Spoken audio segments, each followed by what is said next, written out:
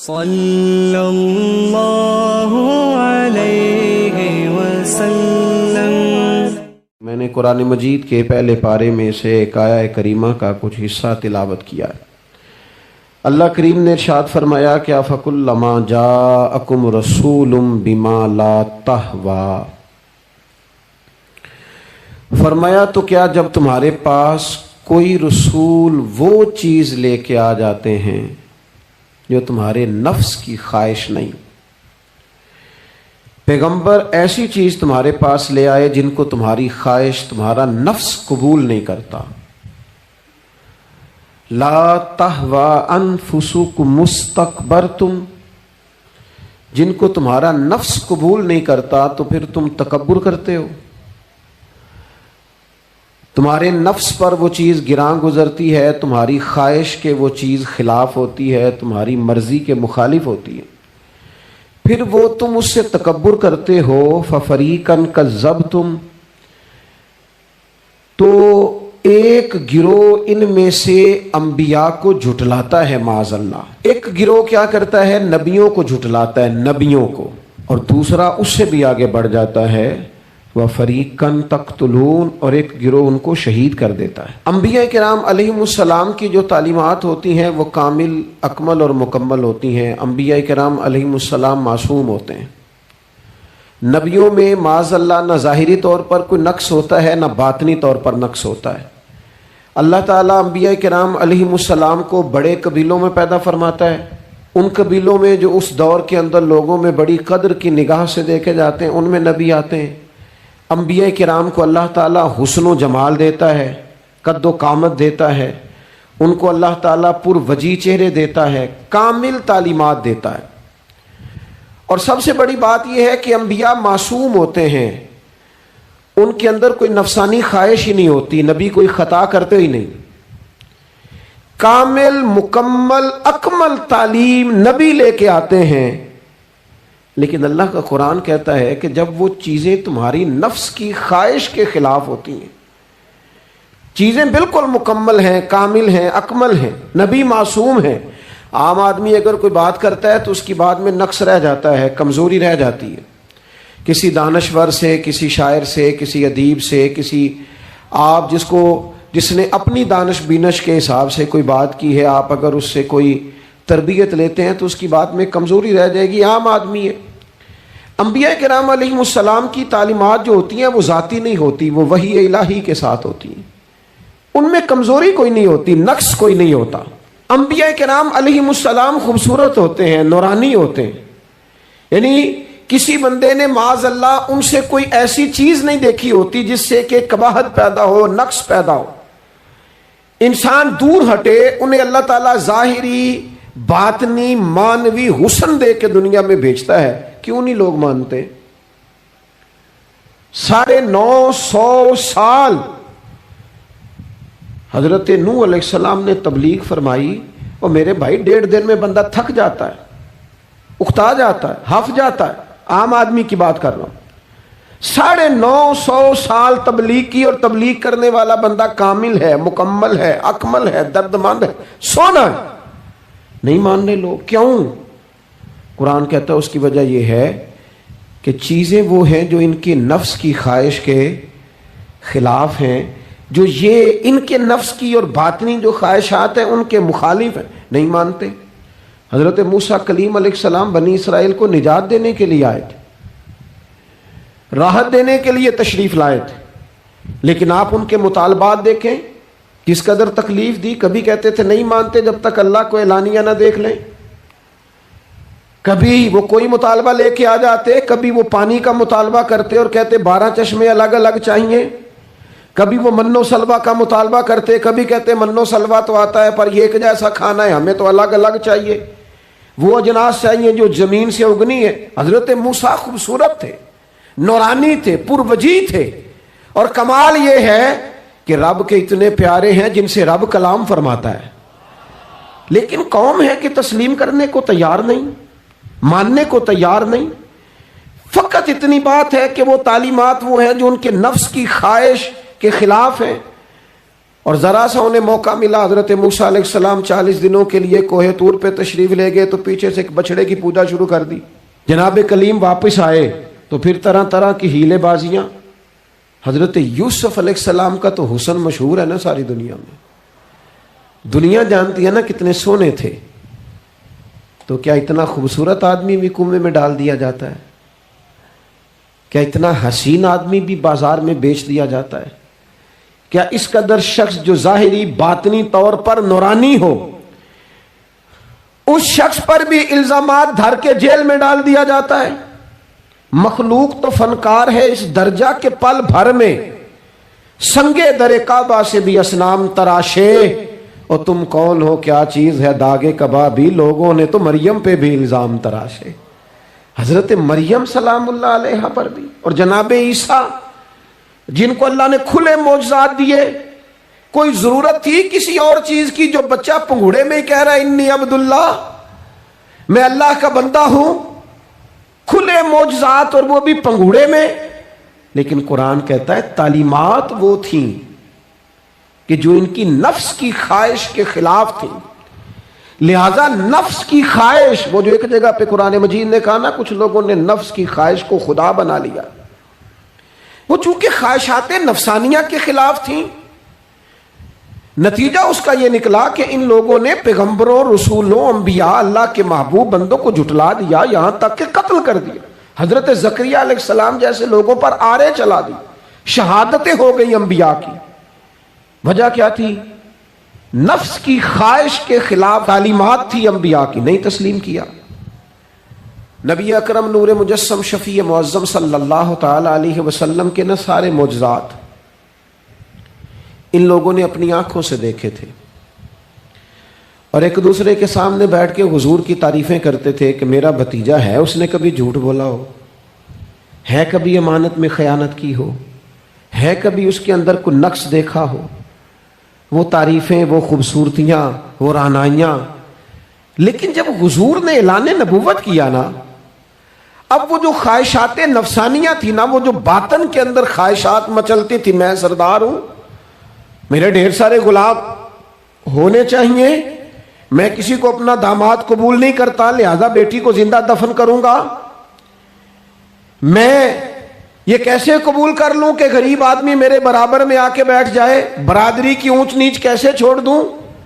کل تک کہہ رہے تھے آپ صادق ہیں، آپ امین ہیں، آپ حسین ہیں، آپ باوقار ہیں، ہر چیز بیان کر رہے تھے، اور جیسے ہی کہا حضور نے کہ میں اللہ کا رسول بن کے آیا ہوں، جب ماننے کی باری آتی ہے نا، ماننے کی، حضور علیہ الصلوۃ والسلام پہاڑی پر تشریف فرما ہے، اور کریم محبوب علیہ الصلوۃ والسلام نے اونچی پہاڑی تھی، اس طرح کوئی آدمی یہاں دیوار پہ اوپر کھڑا ہو جاتا ہے تو آپ تو اس طرف نہیں دیکھ رہے، وہ ادھر بھی دیکھ رہا ہے، ادھر بھی دیکھ رہا ہے۔ اونچی پہاڑی پر حضور کھڑے ہو گئے، اور کھڑے ہو کے فرمایا اگر میں تم سے کہوں کہ پہاڑی کے اس پار دشمن ہے اور وہ تیاری کر کے آ چکا ہے، تم پر حملہ آور ہو جائے گا، کیا میری بات مان لو گے؟ دیکھا نہیں تم نے، میں کہہ رہا ہوں دشمن ہے، تسلیم کرو گے؟ سارے مکے کے لوگ جمع تھے، کہنے لگے کیوں نہیں مانیں گے، آپ صادق بھی ہیں اور امین بھی ہیں، آپ کی زبان سے کبھی جھوٹ نکلا ہی نہیں۔ یہ خاص پیغام حسین کانفرنس میں عرض کرنا ہے آپ کو، بھائی میں اگر کہوں کہ اس طرف دشمن آ گیا ہے، تم نے نہیں دیکھا، میری زبان پر اعتبار کرتے ہو؟ یا رسول اللہ آپ صادق اور امین ہیں، آپ نے کبھی جھوٹ بولا نہیں، خیانت کی نہیں، 100% یقین ہے، مان لیں گے؟ یہ بات ماننے کو تیار ہیں، یہ بات تسلیم کرنے کو تیار ہیں کہ آپ صادق اور امین ہیں، تو حضور نے فرمایا جس زبان سے تم یہ ماننے کو تیار ہو نا کہ اس طرف دشمن کھڑا ہے حملہ کر دے گا، اس زبان سے یہ بھی مان جاؤ کہ میں اللہ کا سچا رسول بن کے آیا ہوں۔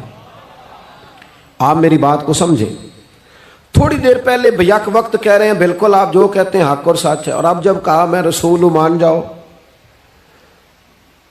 تو معاذ اللہ تعالیٰ ابو لہب کہنے لگا آپ کے ہاتھ ٹوٹ جائیں، آپ نے ہمیں اس کام کے لیے بلایا تھا، طرح طرح کی بولیاں بولنے لگے۔ جب مفادات پر چوٹ لگتی ہے، جب خواہشات نفس کو چھوڑنا پڑتا ہے، جب ذرا اپنی طبیعت پر کچھ چیزیں بوجھ بنتی ہیں، میرے اصحاب قبلہ عالم فرمایا کرتے تھے ہمارے دشمن جب ہم پر تنقید کرتے ہیں تو کئی باتیں غلط بھی کرتے ہیں لیکن کچھ باتیں ٹھیک بھی ہوتی ہیں، بجائے اس کے کہ ہم اسی وقت اٹھ کے قبول کریں، تسلیم کریں کہ جناب یہ بات جو آپ نے کیا یہ بالکل ٹھیک ہے، میں کھلے دل سے اس کو قبول کرتا ہوں۔ اتنی جرت کون کرے؟ اتنی ہمت کا مظاہرہ کون کرے؟ وہ چیزیں جو ہمارے نفس کی خواہش کے خلاف ہوتی ہیں ہم قبول کرنے کو تیار ہی نہیں ہوتے۔ لیکن جو مزاج دین ہمیں عطا کرتا ہے، وہ دین ہمیں یہ عطا کرتا ہے کہ جب تم یہ دیکھو نا کہ بات جو ہو رہی ہے وہ بات ٹھیک ہے، اگرچہ میرے مفادات کی بھی خلاف ہے، اگرچہ میرے نفس کی خواہش کے بھی خلاف ہے، اگرچہ میری سرداری کے بھی خلاف، ہو سکتا ہے میرا مالی نقصان بھی ہو، لیکن چونکہ ٹھیک ہے لہذا مجھے قبول کر لینی چاہیے۔ یہ جرت پیدا کریں اپنے دل کے اندر، یہ طاقت پیدا کریں، یہ آج کا پیغام ہے۔ آپ دیکھیے حضرت فاروق اعظم رضی اللہ تعالیٰ عنہ نے مسئلہ بیان کیا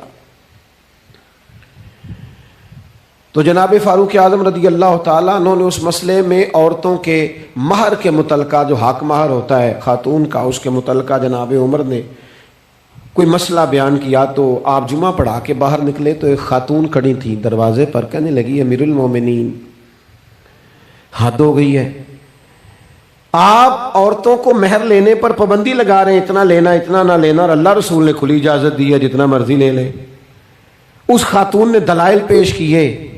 اب امیر المومنین کے سامنے ایک تو ہے کہ عام مرد کے سامنے عورت بات کرے تو لوگ قبول نہیں کرتے، اور 22 لاکھ مربع میل کا حکمران اور جس کے بارے میں معروف ہے کہ ان کا درہ ہر وقت چلتا ہے، اس خاتون نے جناب عمر سے کہا کہ جناب مسئلہ یوں ہے، آپ نے یوں بیان کیا ہے۔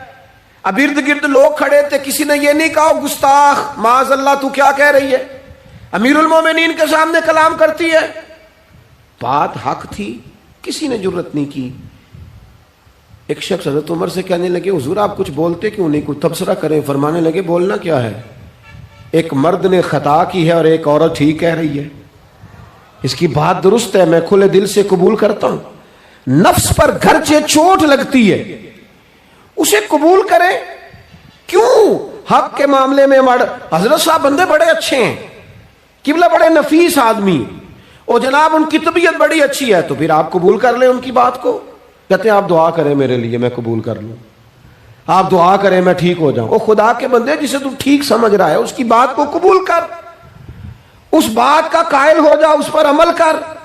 ہمارے مزاجوں میں وہ جو نفسانی خواہشات کا غلبہ ہے آج بھی پوری طرح وہ ہمیں اپنی لپیٹ میں لیے ہوئے، ہم سمجھنے کو تیار نہیں ہوتے۔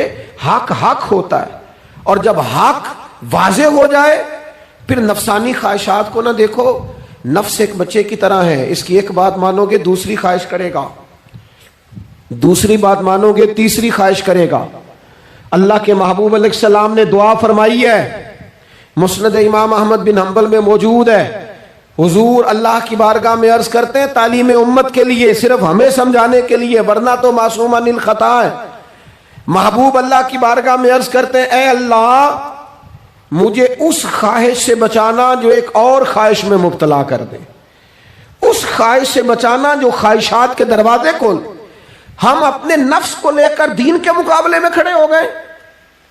میری برادری کہتی ہے کہ شادی میں ڈھول بجے گا، تماشا ہوگا، اور اللہ رسول کہتے ہیں کہ اس میں شریعت کا بول بالا ہوگا، پتہ چلے گا جیتتا کون ہے۔ میری اولاد کہتی ہے کہ اس راستے جانا ہے، رب رسول فرماتے ہیں اس راہ پہ جانا ہے، نفس کی خواہش اور ہے، اللہ رسول کا حکم اور ہے، ہم اس کو تسلیم کرنے کو تیار نہیں ہوتے۔ معافی مانگنی پڑ گئی ہے ایک بندے سے، ہماری جو بنائی ہوئے قبیلے اور برادریوں میں اونچ نیچ ہے اس کے حساب سے ہم بڑے قبیلے سے ہیں، وہ چھوٹی قبیلے سے، ہم نے جو بنائی ہے، ورنہ تو قبیلے فقط تعارف کے لیے ہوتے۔ معذرت کرنی پڑ گئی ہے، لیکن کمال ہے ہمارے مزاج میں وہ پیدا ہو۔ اللہ رسول کو راضی کرنے کے لیے تھوڑی دیر اپنے نفس کو کچلے، ممکن ہے ایسا ہو؟ کرتے نہیں ایسا، مزاج نہیں بنایا۔ ہمارے نفس کی خواہش کے مطابق اگر چلے پھر سارا، آپ یقین کریں لوگ استادوں کے پاس جا کے عزتیں اور پروٹوکول ڈھونڈتے ہیں، پیروں کے پاس جا کے عزتیں اور پروٹوکول ڈھونڈتے ہیں، ایسی جگہوں پہ جہاں پروٹوکول دینے کی باری تھی وہاں بھی لینے کے چکر میں پڑ جاتا۔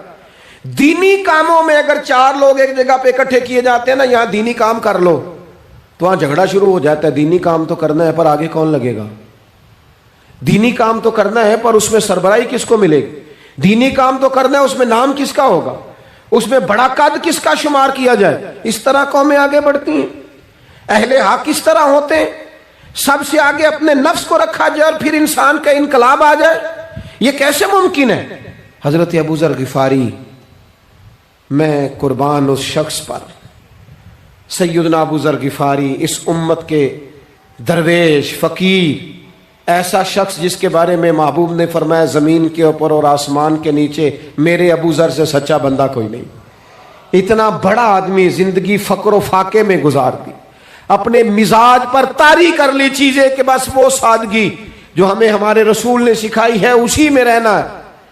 حضرت ابو ذر غفاری گفتگو ہو رہی تھی، بات چیت ہو رہی تھی، جناب بلال حبشی رضی اللہ تعالیٰ عنہ کے ساتھ محو کلام تھے. حضرت بلال نے اپنے آپ کو سمجھا لیا تھا کہ میں دروازہ رسول کا گدا ہوں. کچھ لوگ نا غلام بے دام ہوتے ہیں. بے دام ہمارے ہاں نا کچھ لوگوں کا پروٹوکول ہوتا ہے، اور کچھ لوگ ایسے ہوتے ہیں جو صبح سے لے کے شام تک جھاڑو دے رہے ہوتے ہیں، خدمتیں کر رہے ہوتے ہیں. میں آپ کو صحیح معنوں میں بتاؤں تو اصل حقدار وہ ہوتے ہیں لوگ، اصل ڈیوٹیاں ان لوگوں کی ہوتی ہیں.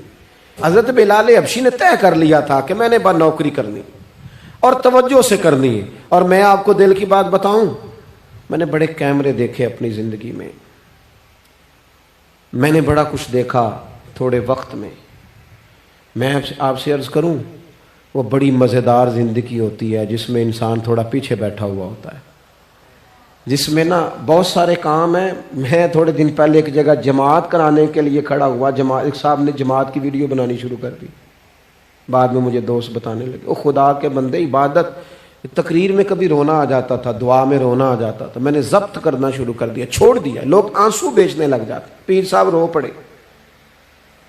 پیر صاحب کس بات پہ روئے؟ او خدا کے بندو، پیر کو معافی لے لینے دو اللہ رسول سے. اپنے لیے، اپنے سنگیوں کے لیے اللہ کے حضور اسے آنسو بہانے دو.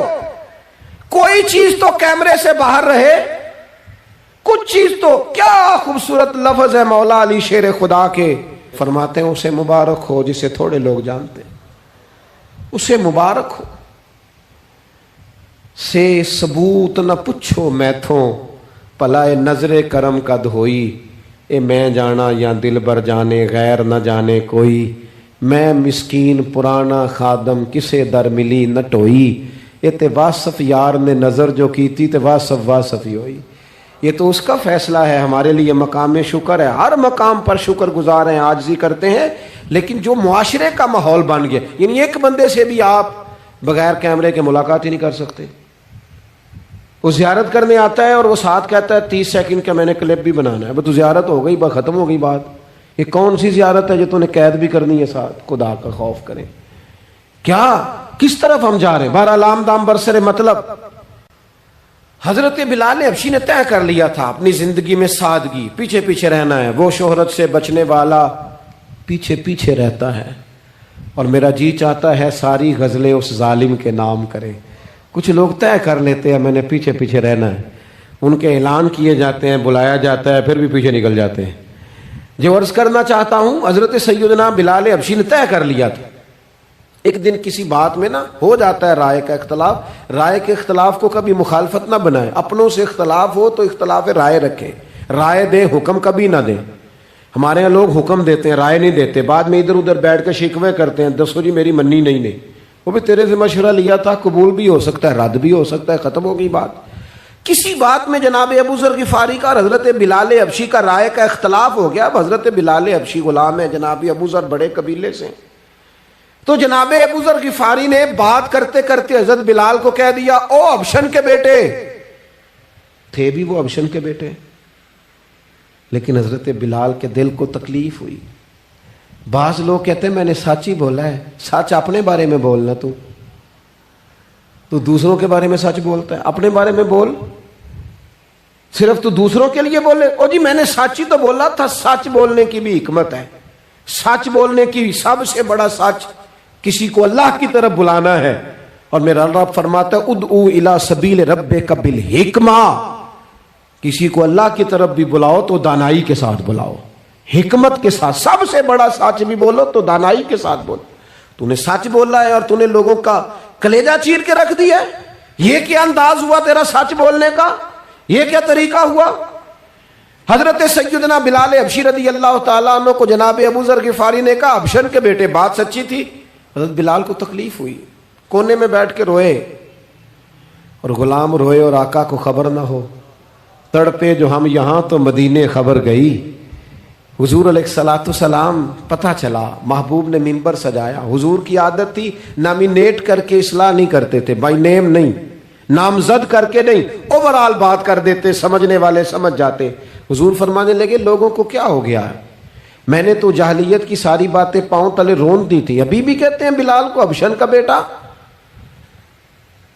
حضرت ابو ذر غفاری کہتے ہیں باقی تو کوئی نہ سمجھے تو میں سمجھ گیا۔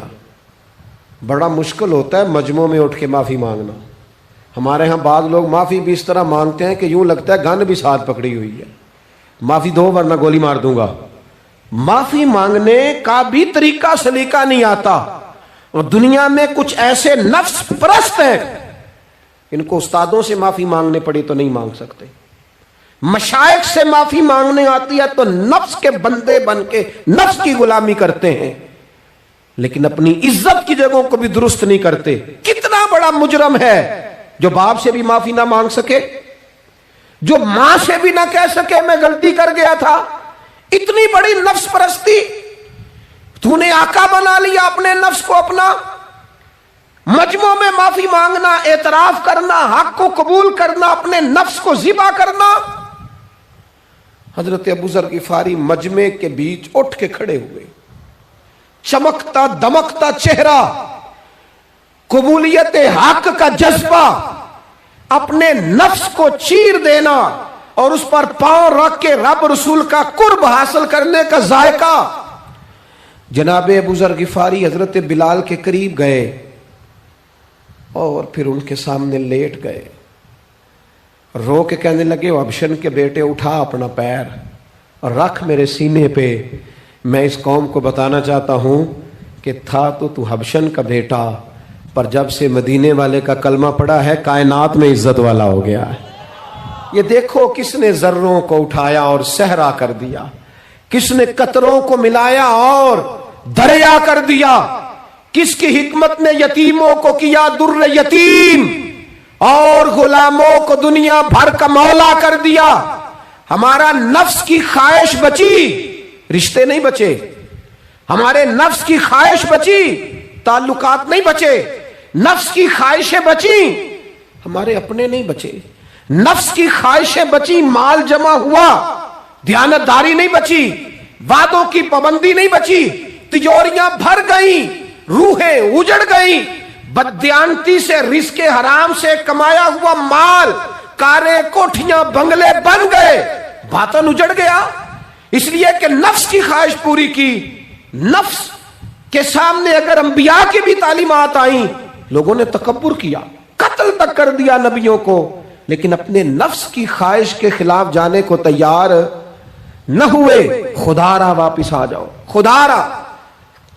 وقت آیا، یہ وقت بدلتا رہا، یہ دور تبدیل ہوتا رہا، لوگوں نے اپنی بادشاہیاں قائم کرنے کے لیے بڑے بڑے قتل کیے، ہلاکو خان نے انسانی کھوپڑیوں کے مینار بنائے، لوگوں نے بڑے بڑے ظلم کیے، جبر کیے، خوف اور ہراس پھیلایا، اپنے اقتدار پکے کرنے کے لیے بڑے بڑے جبر کیے۔ پھر کیا ہوا؟ ایسی ایسی بیماریاں لگیں جن کے علاج ہی کوئی نہیں تھے دنیا میں، بھری ہوئی تجوریاں، پیسے باہر گر رہے ہیں، اور ڈاکٹر کہہ رہا ہے تیرا مرض ہی وہ ہے جس کا علاج ہی کوئی نہیں۔ اللہ تبارک و تعالیٰ کے قانون سے جب لوگ ٹکراتے ہیں پھر پاش ہو جاتے ہیں۔ وقت گزرا، ٹائم یزید کا آیا، وقت گزرا تو ٹائم عبید اللہ ابن زیاد کا آیا، ٹائم شمر کا آیا۔ 1450 سال گزرنے کے بعد اس ہزاروں کے مجمع میں سے ایک ایک بچے کو حدیث یاد ہے کہ حسن اور حسین جنتی جوانوں کے سردار ہیں، بتاؤ یزید کو نہیں آتی تھی؟ شیمر کو نہیں پتا تھا؟ کلمہ تو پڑھتے تھے نا یہ؟ عبید اللہ ابن زیاد کو نہیں پتا تھا؟ نبی پاک علیہ السلام کے کندھوں پر حسنین رہے، ان سب کو پتا نہیں تھا؟ یہ جانتے نہیں تھے کہ یہ وہ حسنین کریمین ہیں جن کو حضور سنتے تھے، فرماتے تھے یہ میرے پھول ہیں دونوں؟ کیا بات رضا اس چمنستان کرم کی، زہرا ہے کلی جس میں حسن اور حسین پھول۔ آج 1450 سال گزرنے کے بعد امت کو حدیث آتی ہے کہ نبی پاک علیہ السلام نے فرمایا جس نے حسن اور حسین سے پیار کیا اس نے مجھ سے پیار کیا، جس نے ان سے بغض رکھا اس نے مجھ سے بغض رکھا۔ کلمہ پڑھتے تھے، مسلمان کہلاتے تھے۔ 10 محرم کو جمعے کا دن تھا، امام حسین امامہ باندھ کے گھوڑے پر بیٹھ کر خطبہ دینے لگے تو ایک شخص اندر سے بول کے کہنے لگا حسین تقریر لمبی نہ کر، ہمارا جمعہ لیٹ ہو رہا ہے۔ بلے و نمازیو، سامنے وہ شخصیت کھڑی ہے جس پر ابھی درود پڑھیں گے نماز میں، اللہم صلی علی محمد وعلی، ابھی درود پڑھیں گے حسین ابن علی پر، ابھی شہید کر کے ابھی درود پڑھیں گے، وہ سامنے کھڑے۔ اور امام حسین کا ایک جملہ تاریخ نے یوں لکھا ہے کہ شاید ریت کے ذرے بھی تڑپ گئے۔ امام علی مقام فرمانے لگے مجھے غور سے دیکھو، تمہیں پتہ ہے میں کون ہوں؟ تم جانتے ہو میں کون ہوں؟ نبی پاک نے فرمایا تھا یہ حسن اور حسین میرے بیٹے ہیں کیونکہ میری بیٹی کے بیٹے۔ تمہیں پتہ ہے میں کون ہوں؟ سامنے امام حسین کھڑے، فرمایا مجھے جانتے ہو؟ اور امام علی مقام فرمانے لگے میں تمہارے نبی کا نواسا ہوں، اور آج کے بعد تمہیں کسی نبی کا کوئی نواسا نہیں ملے گا، کیونکہ نبی پاک آخری نبی ہیں، اور جب حضور کے بعد کوئی نبی نہیں آئے گا تو کسی نبی کی اولاد کیسے ہوگی؟ تمہیں آج کے بعد کسی نبی کے نواسے کی زیارت نہیں ملے گی۔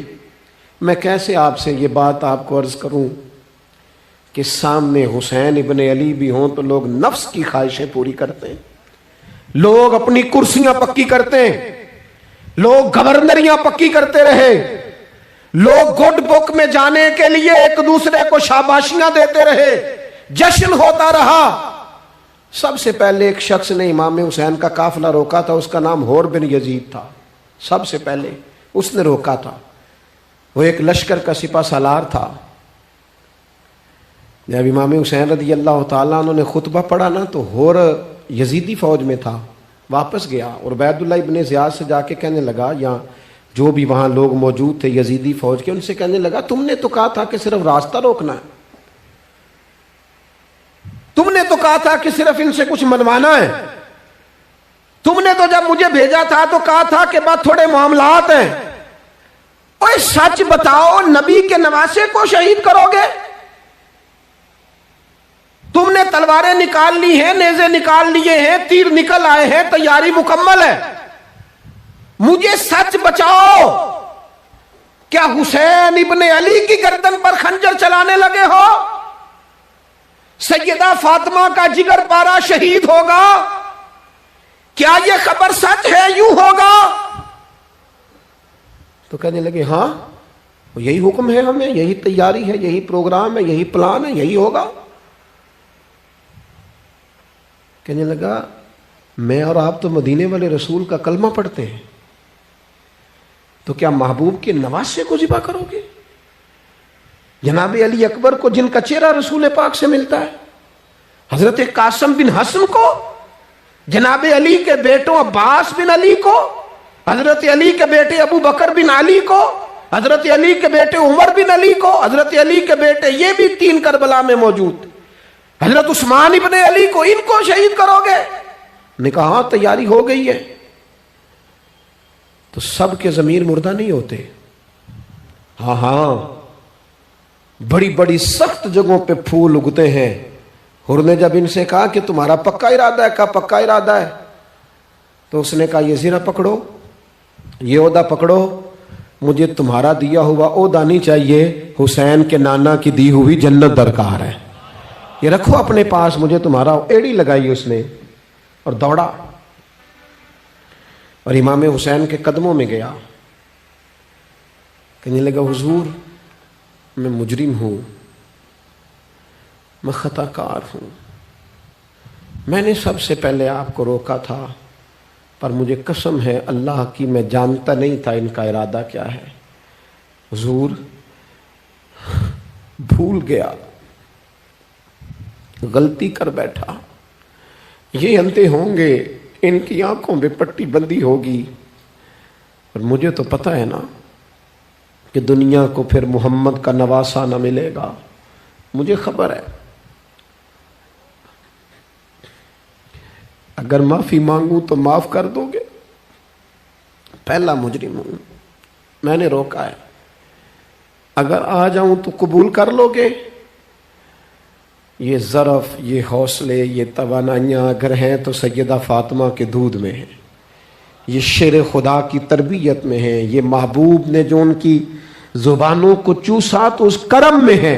حضرت امام حسین نے اٹھ کے سینہ یوں چوڑا کیا، ہاتھ پھیلائے، فرمایا آجا، لگ جانا میرے سینے کے ساتھ، تو آ جانا، تو نے دیر کی، ہم تو پہلے سے منتظر تھے، تو آ جا، تیری ساری معاف ہیں۔